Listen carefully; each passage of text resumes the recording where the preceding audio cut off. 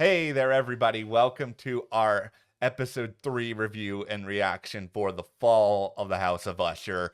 This is the Camille story. This is the chimpanzee story. Oh, This, listen, this show is out to shock us. It is out to make our blood just curdle. And this was as yeah. crazy and as intense as what happened with Prospero, but in a very different way. This one was done in such a cool way because Verna showed up with so many different people. We saw Yeah. her with Tammy, we saw her with Vic, we saw her with Camille. That I was just like, I don't know what's going to happen. Yep. I don't know who is going in this episode, but this is the end of Camille. This was compelling for that reason. There was a lot of mystery in it. I mean, there was a part of me throughout it where I was thinking, okay, well, are we actually going to get enough of Camille so that her death feels as effective? But after seeing a lot of what Camille does within these past couple of episodes, you know what? I'm good. I don't think I need to see any more of Camille doing some of the things that Camille does. I'm Yeah, fine. no, I feel like this was the right time for Camille. I mean, her big, purpose in the family was PR, and to be able to sort of spin things in a way that works for the company, works for the family, and all her work with trying to make, her brother's death look like sympathy, and all the charity work, and Yeah. he's sort of the prince who was promised, and that whole thing was like, it was really interesting. But it also, now that death has happened, she's done her job, she's now out.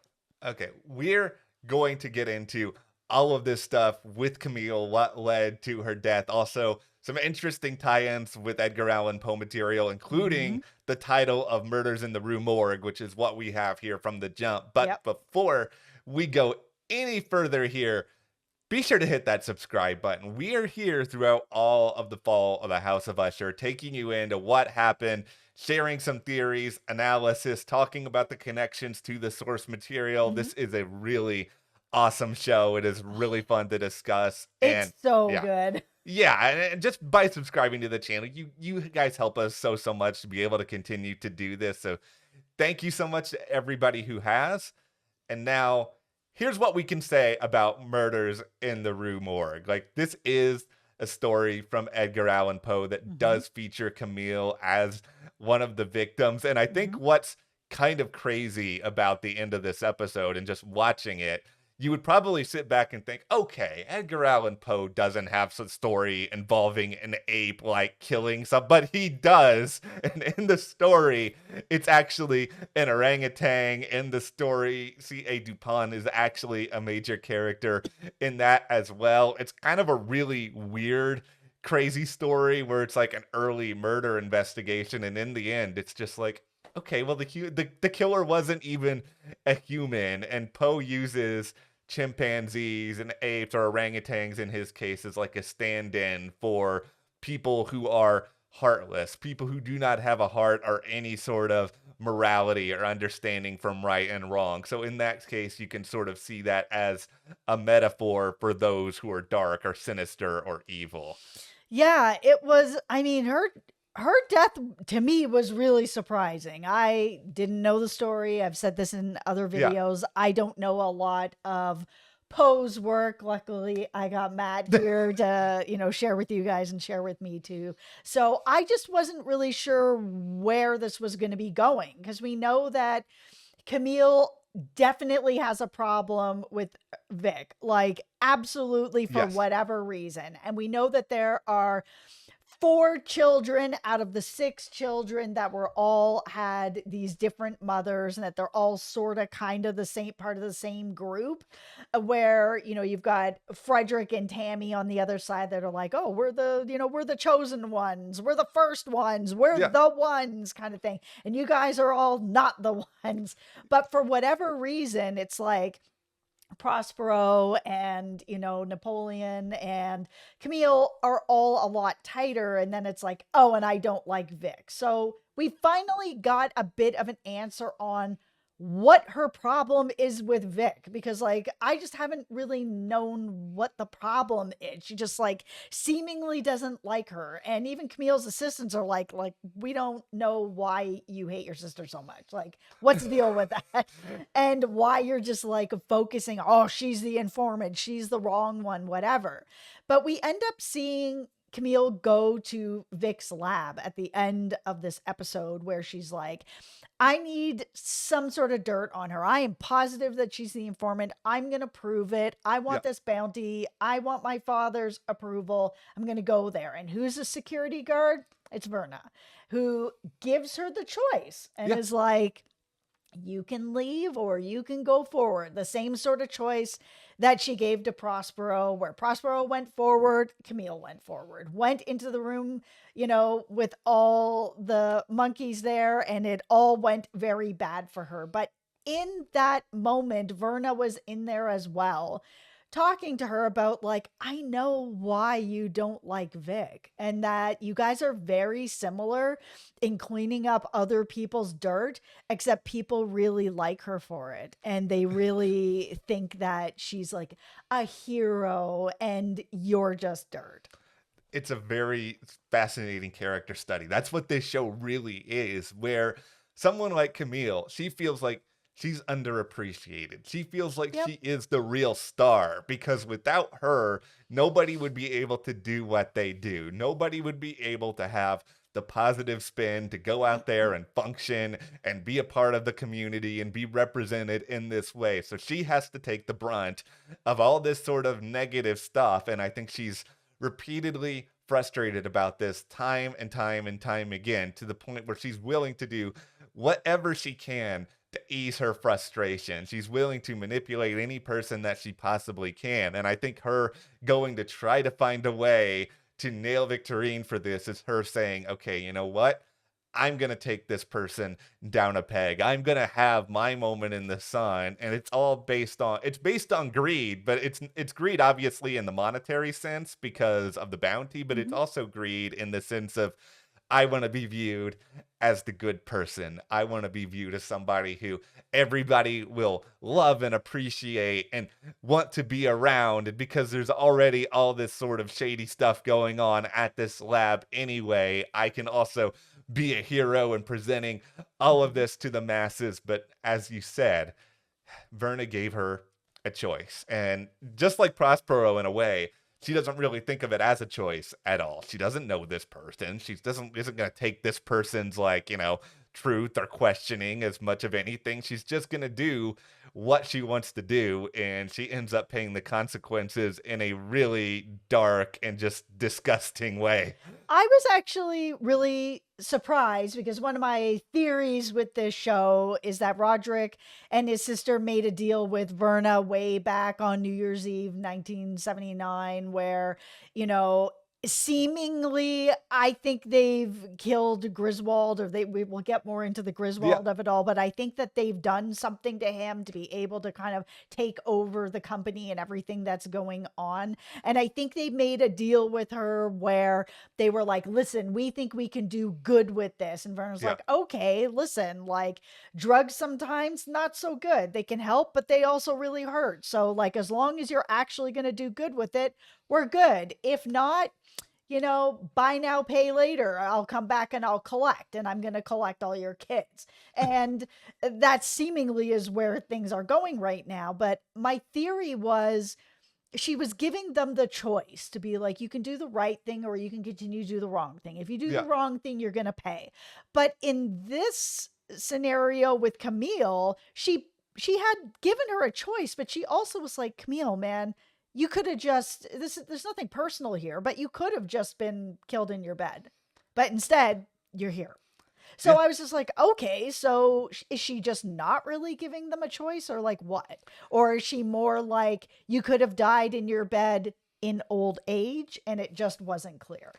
Yeah, I think it wasn't necessarily clear. I think it was a little bit of a manipulation too on Verna's part, and sort of just being like, you could have done anything else other than be in this situation. And yet this is the situation that you chose, and you have no one to blame for what is about to happen to you other than yourself. I mean, we Mhm. could view this, if we wanted to get really meta about it, as Verna could have come to Camille in her bed and offered her a different choice, and Camille could Mhm. have still made the wrong choice then and would have died there, because I think Verna knows deep down that all of these children are going to make the wrong choice. And Absolutely. this is all just justification for something that Verna already knows. And that's kind of like the interesting inevitability of it, and how we can just sort of say that this entire show is about the inevitability of death, where she's going to these people, presenting them with something that doesn't even matter because she knows they're all going to die anyway, and this is going to be the time it happens. Yeah, absolutely. I mean, we saw even throughout this episode with Camille,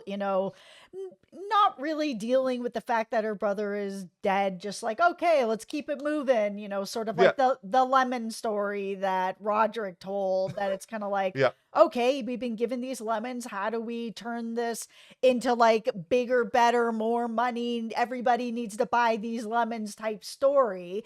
yeah, That And then with everything that went on with her two assistants that were like, we're in love, we're not going to yeah, be with you anymore. Cool. Well, then you're just fired. Like, I want my needs. I want what I want. yeah. I'm powerful and rich and I want what I want when I want it. And if you can't provide it, then goodbye.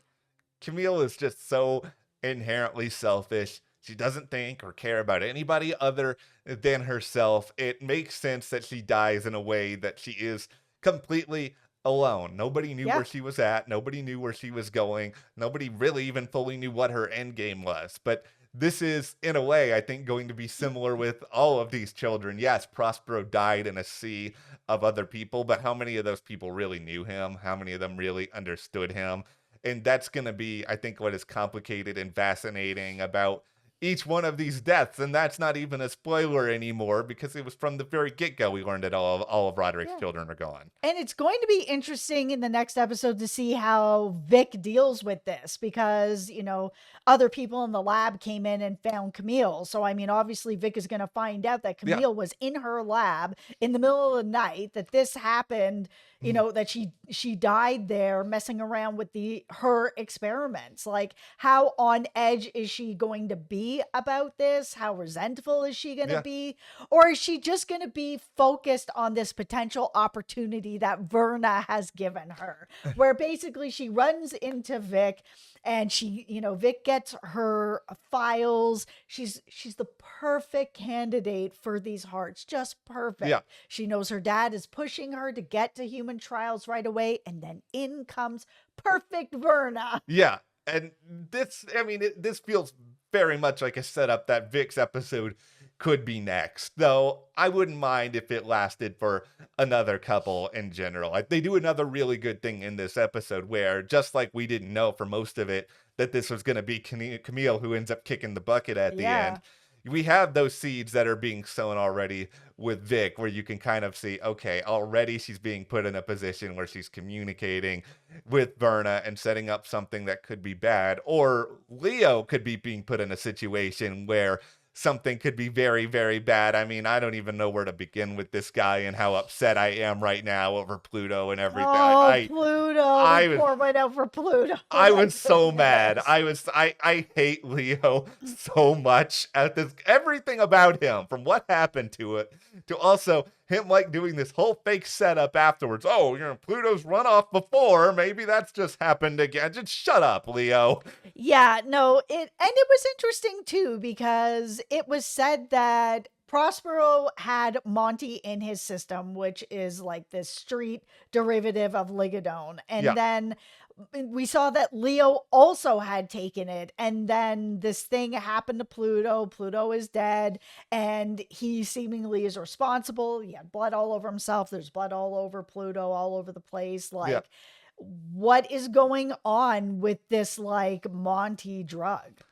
It feels in a lot of ways like another reminder that yes, this is a street engineered version of Ligadone, but it's also a reminder that okay, Ligadone clearly had some really bad stuff in it as well. Not Yep. that that is like some big shock. That's sort of the No. base foundation of this show in a lot of ways, where Roderick is using his power and preserving his own life by supplying people with this product that is effectively doing damage to their own. So he's draining everybody else's life energy for his own benefit. He is like the Colin Robinson Oh, vampire from Shadows. Anyone who's out there looking for a really yeah, fun, dark show, What We Do in the Shadows is like a mockumentary about yeah, vampires, but there is a vampire over there, the yeah, vampire Colin Robinson, and he is an energy drain. yeah, he And is. that is pretty much what Roderick is. Yeah, and he is already clearly he's gone through a lot, and even to get to this position, he is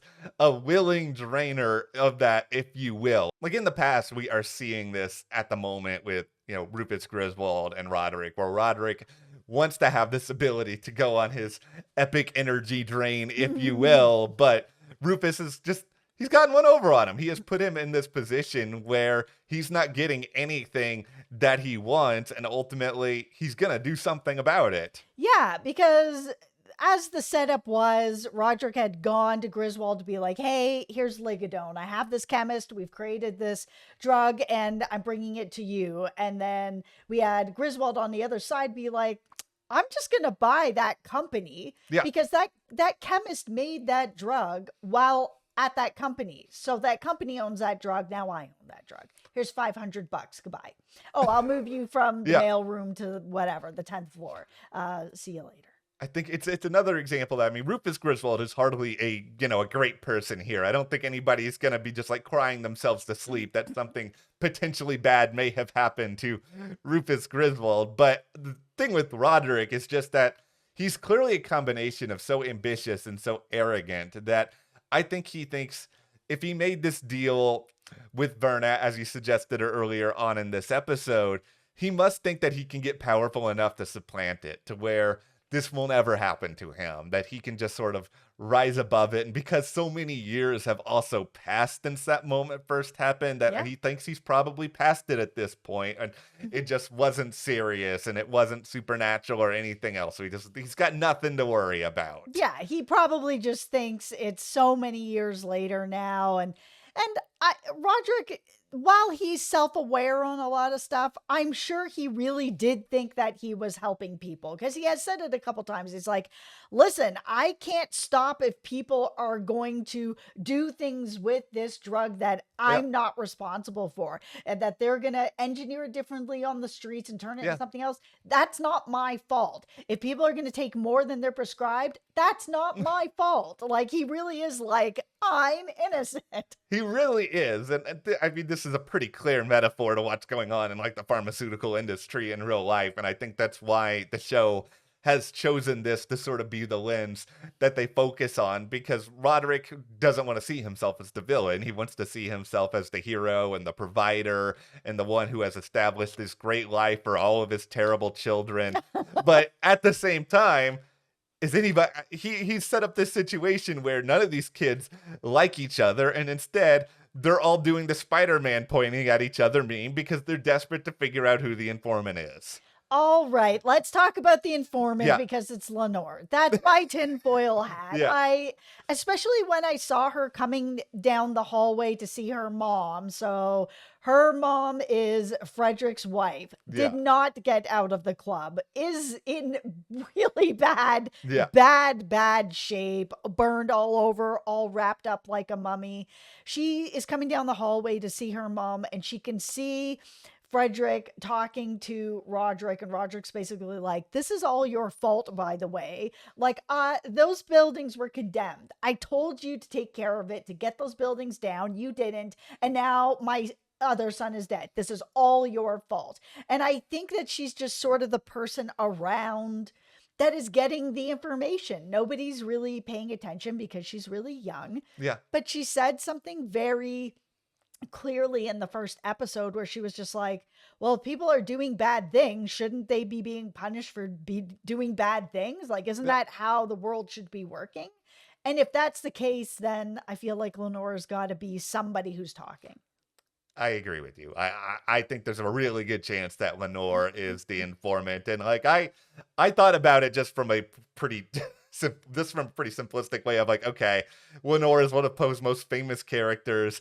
Lenore's obviously going to have some sort of important role. I mean, what you're saying, though, makes the most sense when it comes to the actual story that we are seeing, because I think it's much more clever if the informant is not one of the people who is directly being constantly accused. And because all of Roderick's children are also full of themselves and they're also arrogant, they would never even think for a second that someone so young like Lenore could ever be responsible for it. Absolutely. She's the person that no one is looking at, and that makes the most sense. She also probably wouldn't have signed anything. She's underage. She's just a young person that's just like, oh, that's just so-and-so's daughter. It's all the children and all the spouses. They're all being looked at, and nobody's looking at Lenore.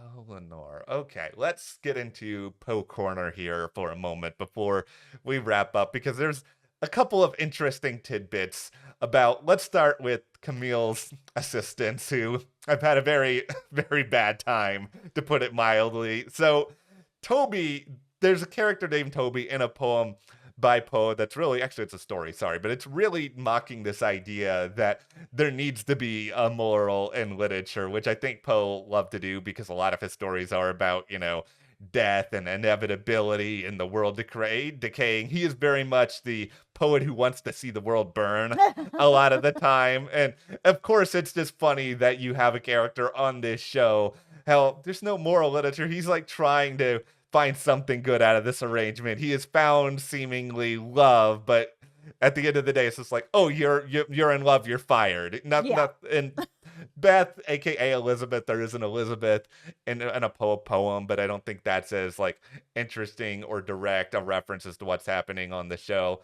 Finally, the last thing I'll say is we got more of the Annabelle Lee poem in this episode, and Annabelle last proposed on the show. She continues to be somebody who, it feels like she's good. Like, it doesn't feel like she's a bad person. I'm really scared as to what happened to Annabelle. And, in the poem Annabelle Lee, like, the narrator is talking about how even after she's gone, he will be there waiting, thinking, imagining, and we're seeing Roderick on the show. He has moved on to Juno, and there's been plenty of other people along the way. But was Annabelle Lee still really always with him? I hope that they're sort of establishing something with that down the road. I'm very curious what happens to her, because he's very clearly very in love with her, and she's in love with him, and she's just like, your sister, like, I'm sorry, I just don't like her. And the sister doesn't like her either. I mean, it's very clear that these two women are fighting over Roderick's attention and direction of where he's gonna go.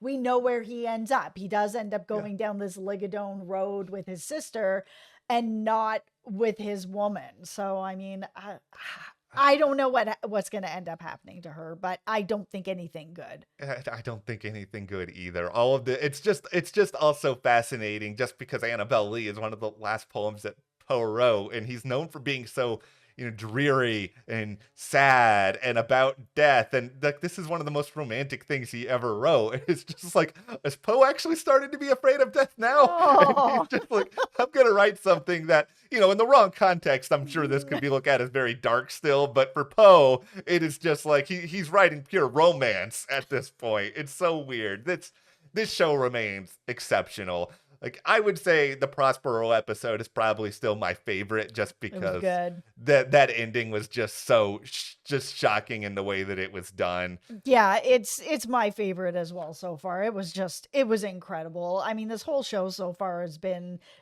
I know it's such a weird word to use, but it's been a total delight to have this show out there. I mean, it's so dark and weird, but the characters are so good, and I mean, there is sort of a moral story to all this, which is, don't be bad.